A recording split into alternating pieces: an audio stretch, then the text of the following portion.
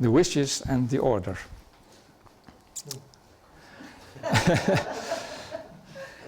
I should leave my hands off of the lid painting, of the leather of the case and of the legs, but make a good playable instrument out of it.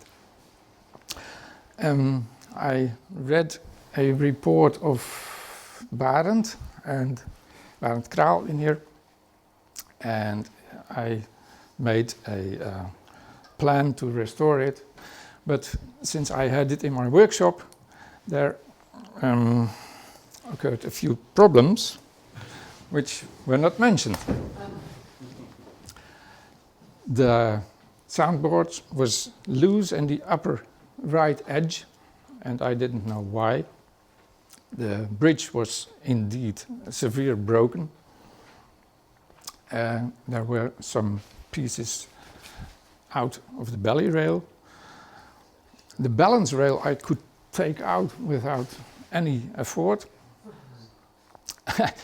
Some keys didn't work at all. Some were moving far too much. And there were quite large and modern rest pins and modern strings on it. Here is the first problem. When I removed the moldings around the soundboard, the arrows indicate white glue, modern white glue. And I thought, oh my God, how will I take out this soundboard without damaging it?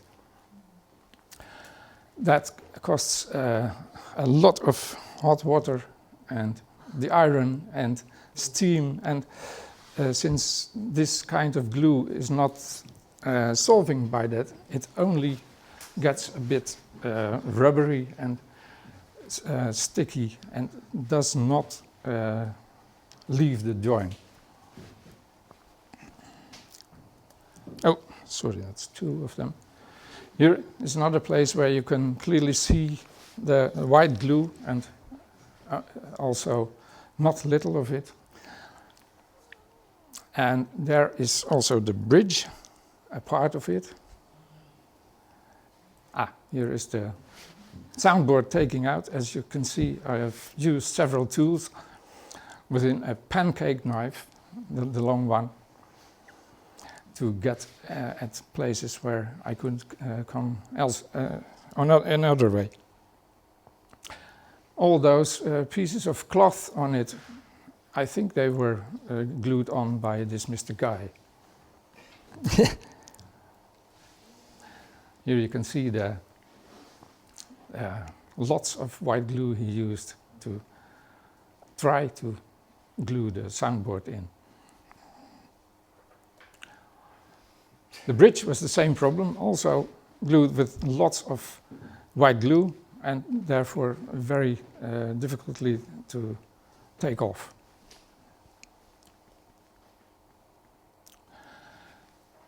Here you can see that the bridge was broken, which is clear on the top left photo, but on the next you can see it is also twisted. And to that again it was this is concave, so there were three problems with this bridge. The right photo below, I'm trying here to take out this twist. I hang some weight on the right side of it and use water and warmth in the hope that it will bend back. And so it did, really. And here is the repaired bridge. I did it like this. I sawed off a quite thin layer of the underside of the bridge in the curve because of the wood grain was in the direction of the long end. So this curve you could break like a biscuit. I glued a thin layer of maple wood, which is the bridge is from 2, but then in the direction of the curve. So I hope it won't happen again.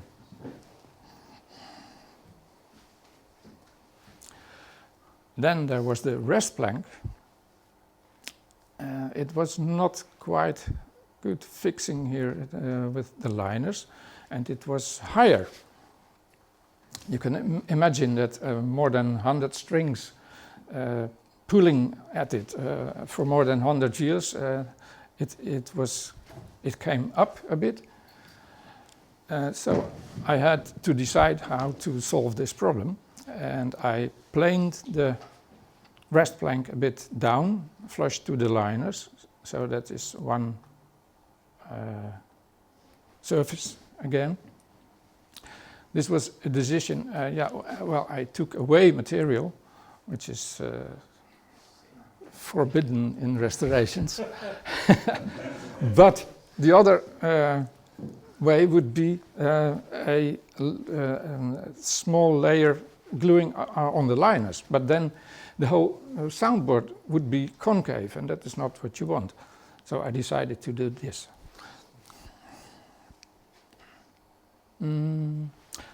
Here is the signature of this Mr. Guy. I found it on a large plank of plywood, which he glued and screwed over a rather great gap between the two planks of the bottom board. It is not a cracked bottom board, but there are two planks which both shrinked and left this gap. I left this plank of plywood in because there is a sign on it, and why should I take out? No one sees it, and I think no one,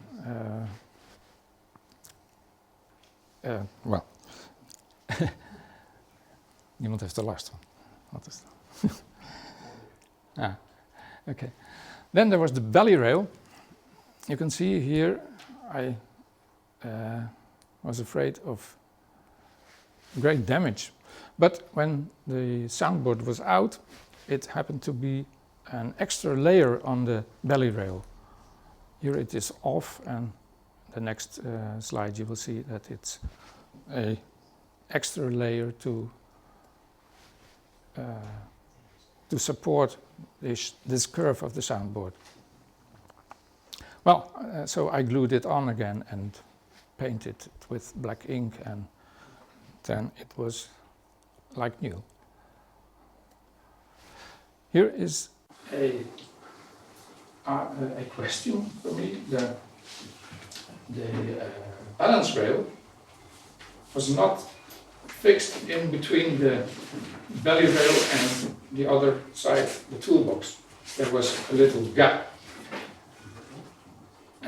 Some instruments have that, but I don't know. Here is no ink on the belly rail, and also the color of the bottom board is as it have had light a long time.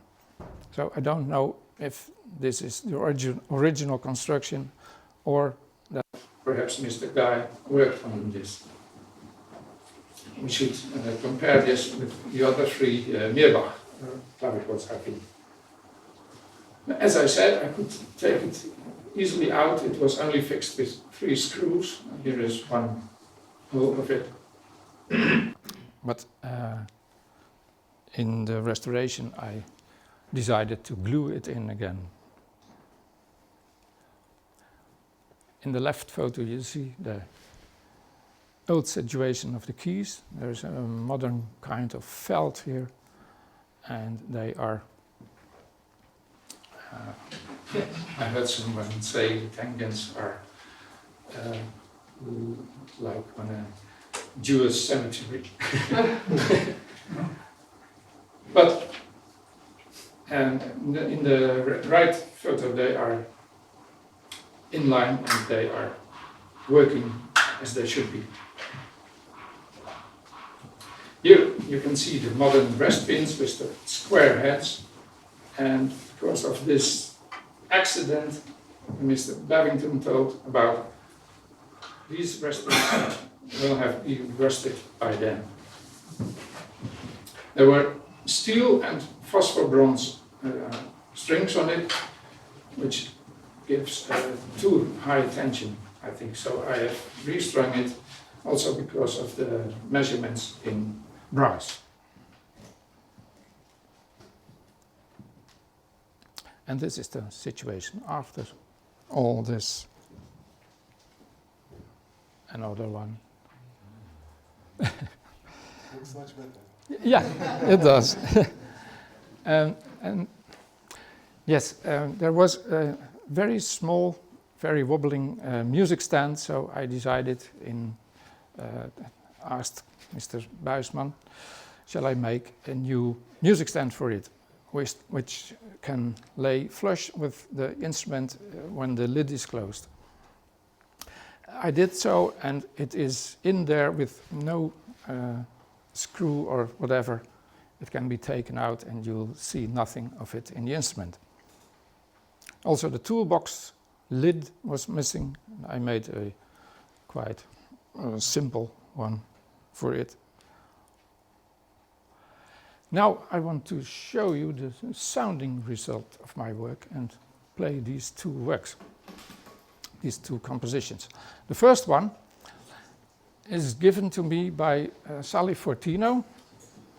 She discovered it, and since I organized a concert for her in Holland, and she was thankful and played this as encore, since my name is Sander.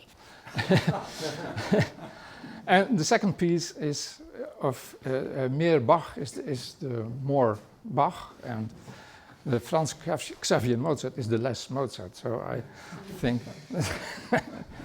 would be nice to play this.